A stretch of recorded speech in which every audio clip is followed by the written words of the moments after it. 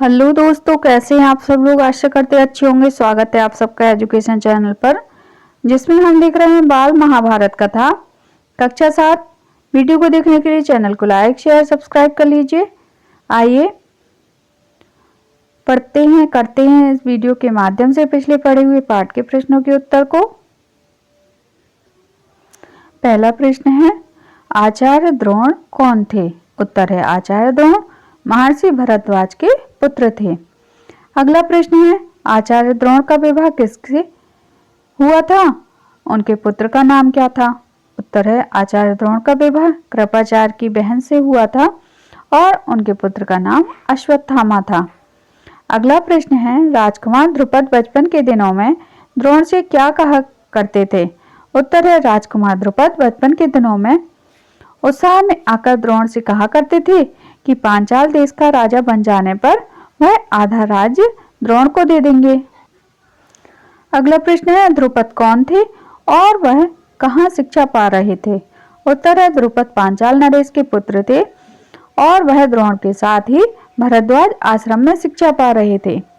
अगला प्रश्न है, द्रोण को क्या इच्छा हुई। उत्तर है, द्रोण बड़े गरीब थे। वह चाहते थे कि धन प्राप्त किया जाए और अपनी पत्नी और पुत्र के साथ सुख से रहा जाए।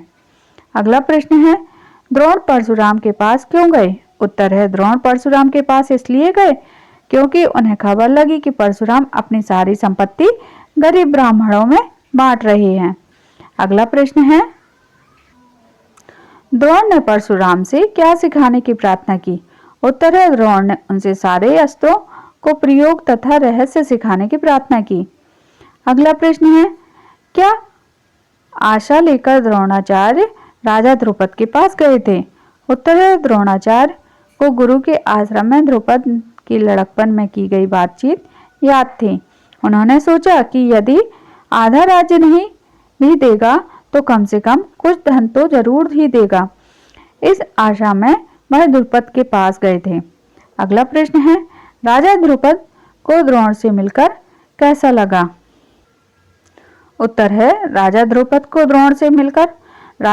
को द्रोणाचार्य का आना बुरा लगा और द्रोण का अपने साथ मित्र का सा व्यवहार करना और भी अखरा। अगला प्रश्न है, किसने किससे कहा। ब्राह्मण श्रेष्ठ आपका स्वागत है, परशुराम ने द्रोण से कहा। अगला वाक्य है, ब्राह्मण तुम्हारा यह व्यवहार सज्जनोचित नहीं है, यह ध्रुपद ने द्रोण से कहा। तो यहाँ हमारे ये प्रश्नोत्तर समाप्त होते हैं। कुछ और प्रश्न हैं, इनको भी देख लेते हैं। द्रोणाचार्य को ध्रुपद पर क्यों क्रोध आया। उत्तर है, द्रोणाचार्य को ध्रुपद पर क्रोध उसकी कठोर गर्वोक्तियों को सुनकर आया। गर्वोक्तियों मतलब घमंड से भरे हुए बातों को सुनकर। ध्रुपद के कठोर वचनों को सुनकर द्रोण ने क्या निश्चय किया। उत्तर है, ध्रुपद के कठोर वचनों को सुनकर द्रोण ने निश्चय किया कि वह अभिमानी ध्रुपद को सब सबक सिखाएंगे और बचपन में जो मित्रता की बात हुई थी उसे पूरा करके चैन लेंगे। अगला प्रश्न है, हस्तिनापुर के राजकुमारों की गेंद खेलते खेलते कहाँ जा गिरी। उत्तर है, हस्तिनापुर के राजकुमार की गेंद खेलते खेलते एक कुएं में जा गिरी। अगला प्रश्न है, युधिष्ठिर की अंगूठी कुएं में कैसे गिर पड़ी। उत्तर है, युधिष्ठिर कुएं से गेंद को निकालने का प्रयत्न करने लगे तो उनकी अंगूठी कुएं में गिर पड़ी। अगला प्रश्न है, द्रोणाचार्य ने किस प्रकार गेंद कुएं से निकाली। उत्तर है, द्रोणाचार्य ने पास में पड़ी हुई सीख उठा ली और उससे पानी में फेंका। सीख गेंद को ऐसे जाकर लगी जैसे तीर से। फिर इस तरह लगातार कई सीखें वे कुएं में डालते गए। सीख एक दूसरे के सिरे से चिपकती गई।